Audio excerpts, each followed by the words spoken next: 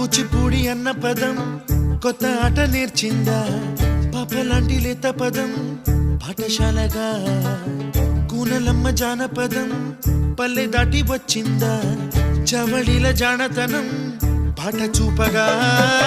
కుంచెలో దాగే చిత్రాలు ఎదురొచ్చేలా అంతటా ఎన్నో వర్ణాలు, మంచులో దాగే చైత్రాలు బదులిచ్చేలా ఇంతలా ఏవో రాగాలు.